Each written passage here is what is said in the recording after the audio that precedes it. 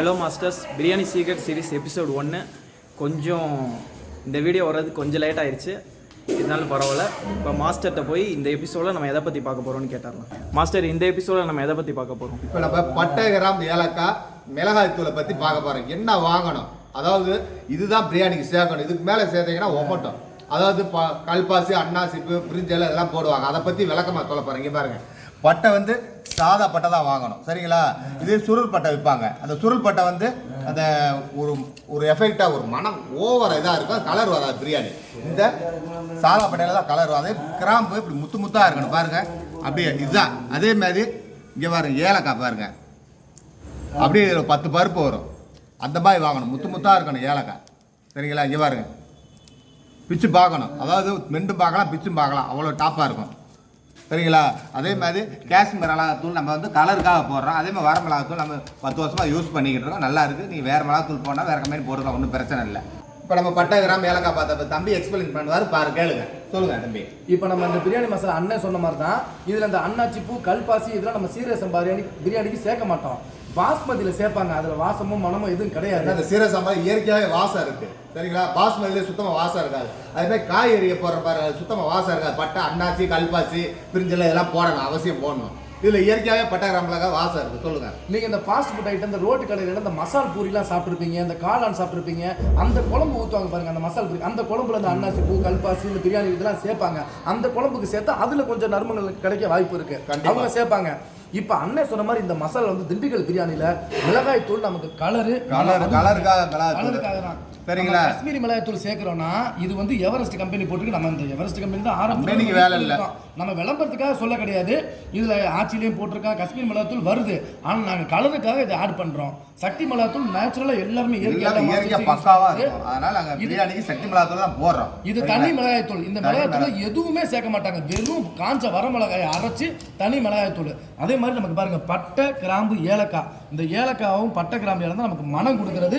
Colour அந்த எங்கள் பிரியாணி, திண்டுக்கல் பிரியாணி பார்த்துருப்பீங்க, அந்த கோல்டன் ப்ரௌன் கலரில் வரும். அதுக்கு காரணமே இதுதான், அந்த கோல்டு கலரை தூக்கி கொடுக்கறது மிளகாய் தூள். இதுக்கப்புறம் நம்ம இஞ்சி, பூண்டு, சின்ன வெங்காயம் அந்த மசாலா வந்து ஒரு எபிசோட்ல காமிப்போம். நம்ம அண்ணன் சொன்ன மாதிரி இதாங்க விஷயமே, வேற எதுவுமே வேற எந்த எக்ஸ்ட்ரா ஐட்டமும் திண்டுக்கல் பிரியாணியில் கலக்கவே மாட்டோம். ஒரு நேச்சுரலான சுவை கொடுக்கறது நம்ம திண்டுக்கல் பிரியாணி. அதனாலதான் எல்லா மக்களும் நம்ம திண்டுக்கல் பிரியாணியை விரும்புறாங்க. அது ஒரு பேராவே நமக்கு நேராக திண்டுக்கல் பிரியாணி, ஹைதராபாத் பிரியாணி, எல்லா பேரும் திண்டுக்கல் பிரியாணி அடிச்சுக்கிற முடியாது, அந்த அளவுக்கு டேஸ்டா இருக்கும். திண்டுக்கலுக்கு நேமானது இதுதான். நம்ம பெரியவங்களா இருக்கட்டும், குழந்தைகளை யாரு சாப்பிட்டாலும் எந்த சைடு எஃபெக்ட் எதுவுமே கிடையாது, எல்லாம் இயற்கையான மருத்துவ குணம். நம்ம ரைஸ் உங்களுக்கு காட்ட போறோம், புரியுதுங்களா? ரைஸ் தூக்கிட்டு வரேன், அப்படியே கீ ரைஸ், அதான் பிரியாணி ரைஸ், கீ ரைஸ்.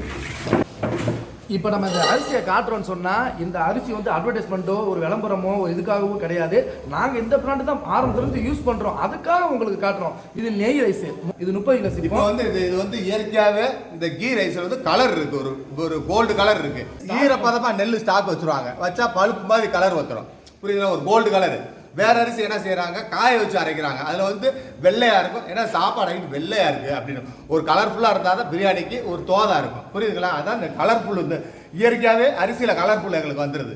நாங்கள் அதுக்கும் இல்லாம பட்டை, கிராம்பு, ஏலக்காவை தண்ணி ஊற்றி அரைச்சு அது ஒரு கலர் ஏற்றுறோம், உரல்ல அரைச்சு. நீங்க எங்க வீடியோவில் பார்த்துருப்பீங்க, பூரா அரைப்போம், உரல்ல அரைப்போம், அவ்வளோ டேஸ்டா இருக்கும். இதான் கீ ரைஸ், இதுதான் பக்காவா இருக்கும். இது 1.5 வருஷம் பழசுங்க. அரிசிலே 6 மாசம் பழசு, 1 வருஷம் பழசு இருக்கு, 1.5 வருஷம் பழசு இருக்கு. இப்போ நம்ம மளிகை கடையில வாங்கினா கூட அவங்க 4-5 ஐட்டம் வச்சிருப்பாங்க. ஒரு ஐட்டத்தை எடுத்து நமக்கு எடை போடும்போது இன்னொரு ஐட்டத்துல மாறி கலந்து, நம்ம அரிசி கடையில வாங்குறதுனால ஒரே ஐட்டம் தான் கோல்டு கலர் கிடைக்கும் உங்களுக்கு. இந்த ஒரே ஐட்டத்துல கோல்டு கலர் கிடைக்கும், அந்த பிரியாணியோட கலர் கிடைக்கும். நமக்கு சொல்லிடுவாங்க, நீங்க தைரியமா நீங்க அரிசி கடையில கேட்கலாம், ஆனா இது எவ்வளவு வருஷம் பழசுன்னு கேட்டா அவங்க ஊக்கமா சொல்லுவாங்க. ஏன்னா அவங்க வாங்கி ஸ்டாக் வச்சு தெரியும். அள்ளி திண்டு பார்த்தா கடு கடு கடு அந்த மாதிரி டாப்பா இருக்கும், முறுமுறுன்னு மெல்ல அவ்வளவு பல்லு நொறுங்குறமா இருக்கும். அதான் அது கோல்டு.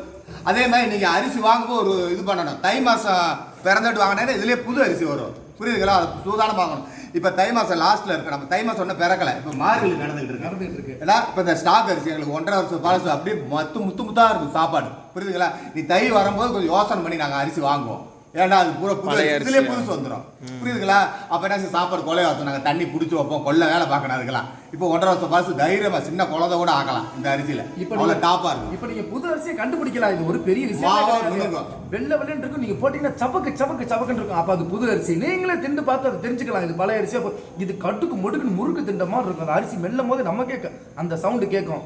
சமச்சமன் இருந்தால் புது அரிசி நம்மளே அதை சாப்பிட்டு பார்த்தே வாங்கலாம், தப்பு இல்லை. வெள்ளை வெள்ளையே இருக்கு வேற அரிசி வாங்கினது. இது கலர்ஃபுல்லாக அப்படியே மஞ்சள் கலர் கோல்டாக இருக்குது இந்த அரிசியை. உடச்சி பார்த்தா உடச்சி பார்க்கலாம், ஒன்றும் பிரச்சனை இல்லை. இங்கே பாருங்க, உடைங்க, கத்தி எடு. உடச்சி அப்படி நீங்கள் சொன்ன மாதிரி கடிச்சு அந்த சவுண்டு வருதான்னு இந்த பாருங்க.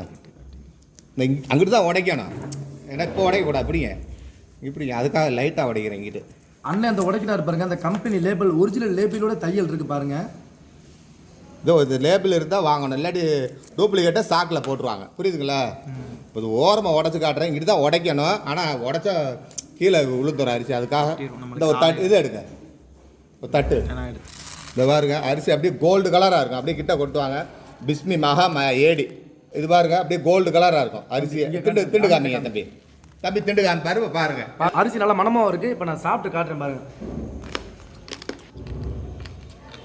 முறுக்கு மெல்ற மாதிரி அரிசி பழசுங்க. அங்கே அப்படியே கோல்டு கலராக இருக்குங்க அரிசி. நம்ம பல்லு வலிக்கும், ஒன்று கூட மனம் முறியாமல் அப்படியே இருக்குங்க. அப்படியே கோல்டு தெரியுதுங்களா? ஈரமாக இந்த நெல்லை வச்சு அடிக்க வைப்பாங்க. அந்த கோல்டு கலருக்கு ஈரமாக அடிக்க வைப்பாங்க. அந்த கோல்டு கலர் வர்றாங்க. வேறு அரிசியெல்லாம் காய வச்சு உடனே அரைச்சிடுவாங்க.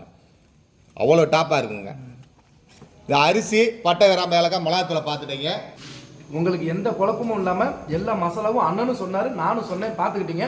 உங்களுக்கு எந்த டவுட் இருந்தாலும் நீங்கள் கமெண்ட் பாக்ஸில் தைரியமாக கேட்கலாம். எதாக இருந்தாலும் உங்களுக்கு நாங்கள் நிச்சயமாக வந்து அதுக்கு உண்டான 25 கிலோ வரை நீங்கள் ஆக்கலாம். அந்த அளவுக்கு நாங்கள் வீடியோ போட்டிருக்கோம். இன்னும் என்னன்னு கேளுங்க, நாங்களே வரது நீங்களே அவ்வளோ தெளிவாக ஆக்கலாம். எங்கள் வீடியோவை பார்த்தா அதை சொல்லிடுங்க தெளிவாக. தம்பி அண்ணன் சொன்ன மாதிரி தான், நீங்கள் 25 கிலோ வரைக்கும் நீங்களே வீட்டில் இருக்க நீங்கள் எல்லாம் ஒரு குழுவாக சேர்ந்து நீங்களே இந்த மசாலாவை பூரா ரெடி பண்ணி நீங்களே அதுக்குண்டான பாத்திரங்கள்லாம் எடுத்து நீங்களே தைரியமாக சமைக்கலாம். 4 எபிசோட் கண்டிப்பாக அடுத்தடுத்த சீரீஸில் 1 by 1 உங்களுக்கு நாங்கள் எல்லாத்தையுமே தெளிவாக உங்களுக்கு மனசில் புரியுற மாதிரியும் குழப்பம் இல்லாமல் நாங்கள் தெளிவாக. அதே மாதிரி பாருங்க, முக்கியமான இதுதான் கிரீனாக இருக்கணும் ஏலக்காய். இப்படி கிரீனாக இருக்கு. இந்த 1 2 இந்த வெளுத்து இருக்கு பாருங்க, இதெல்லாம் பழைய ஏலக்காய். இந்த மாதிரி வெளுத்ததை வாங்காதீங்க, புரியுதுங்களா? கடையில் பாருங்க பழைய ஏலக்காய் புதுசாக அப்படியே அடித்து கொண்டு வராங்க. அருமையாக இருக்குது, பச்சையாக இருக்கும், கலர் மாதிரி இருக்கு பாருங்க. இப்படி வாங்கக்கூடாது, கிரீனாக வாங்கணும். இந்த மாதிரி கிரீனா அண்ணன் ஏன் வந்து இந்த கிரீனா புது ஏலக்காய் வாங்கணும்னு கேட்டா, வாசமனமா இருக்கும். அந்த காஞ்சு போச்சுன்னா பழுப்பு மாதிரி அந்த வாடை மனம் அந்த ஏலக்காய் விட்டு போயிடும். அது காஞ்சிருச்சு. ஏலக்காய் ஸ்டாக் வைக்கூடாது, அன்னைக்கு வாங்கி அரைக்கணும். புரியுங்களா? அன்னைக்கு வாங்கி அரைச்சாதான் அந்த கலரே பிரியாணிக்கு மாச மனமும் இருக்கும். அன்னைக்கு ஏலக்காய் பட்டகம் வாங்கி அரைக்கணும். 2 படியா இருந்தாலும் 5 படியா இருந்தாலும் எவ்வளவு அன்னைக்கே வாங்கி அன்னைக்கே எல்லா மசாலா அரைச்சு தாங்க செய்வோம். நாங்க நிச்சயமா வீட்டுல ஃப்ரிட்ஜில் ஸ்டாக் வச்சோ அரைச்சு வச்சோ அதை செய்ய மாட்டோம். ஏன்னா அது வந்து ஃபுட்டு நம்ம சாப்பிட்ற பொருள். அது நம்ம ஸ்டாக் பண்ணி வச்சா அதுல பல கெடுதிகள். ஃப்ரிட்ஜில் வைக்கிற ஐட்டம்லாம் நம்ம வந்து யூஸ் பண்ணவே மாட்டோங்க. உண்மையான விஷயம். 2 படியா இருந்தாலும் அன்னைக்கு போய் பைக் எடுத்துட்டு போய் ஜாமானை வாங்கிட்டு அன்னைக்கு மசாலா ப்ரிப்பரேஷன் பண்ணி அரைச்சு அன்னைக்கே தயார் பண்ணி அவங்களுக்கு சூப்பராக அன்னைக்கு உண்டான சுவையான பிரியாணி நாங்கள் அவங்க கையில் ஒப்படைச்சிருக்கோம். அடுத்த எபிசோட்ல எல்லா விஷயத்தையும் உங்களுக்கு நாங்கள் குழப்பம் இல்லாமல் சொல்கிறோம். நிச்சயமாக நாங்கள் நீங்கள் பாருங்கள், நம்ம வீடியோ தொடர்ந்து பாருங்கள். உங்களுக்கு கமெண்ட் பாக்ஸில் எதாக இருந்தாலும் நான் உங்களுக்கு நீங்கள் டவுட் இருந்தால் கேளுங்க. தயங்காமல் உடனே உங்களுக்கு மதிப்படிச்சு நாங்கள் உடனே ரிப்ளை பண்ணுவோம். உங்களுக்கு உண்டான குழப்பங்களை உங்களுக்கு நாங்கள் வந்து டீட்டெயிலாக சொல்லி உங்களுக்கு புரிய வைப்போம்.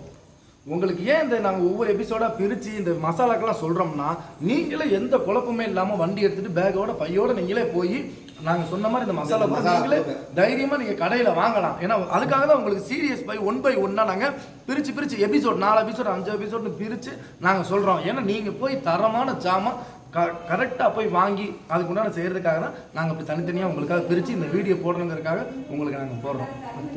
அடுத்த எபிசோடில் நிச்சயமாக தெளிவாக எல்லாத்தையும் பார்ப்போம். மாஸ்டரும் அண்ணனும் நம்மளுக்கு இப்போ எக்ஸ்பிளைன் பண்ணாங்க. உங்களுக்கு கண்டிப்பாக புரிஞ்சிருக்கும். அப்படி ஏதாவது புரியலைன்னா டவுட் இருந்துச்சுன்னா கீழே கமெண்ட் பாக்ஸில் கமெண்ட் பண்ணுங்கள். இந்த சீரிஸோட அடுத்த எபிசோட நான் கண்டிப்பாக சீக்கிரம் அப்லோட் பண்ண ட்ரை பண்ணுறேன். இந்த வீடியோ பிடிச்சதால லைக் பண்ணுங்கள். நம்ம சேனலுக்கு புதுசாக இருந்தால் சப்ஸ்கிரைப் பண்ணிக்கோங்க. தேங்க்யூ.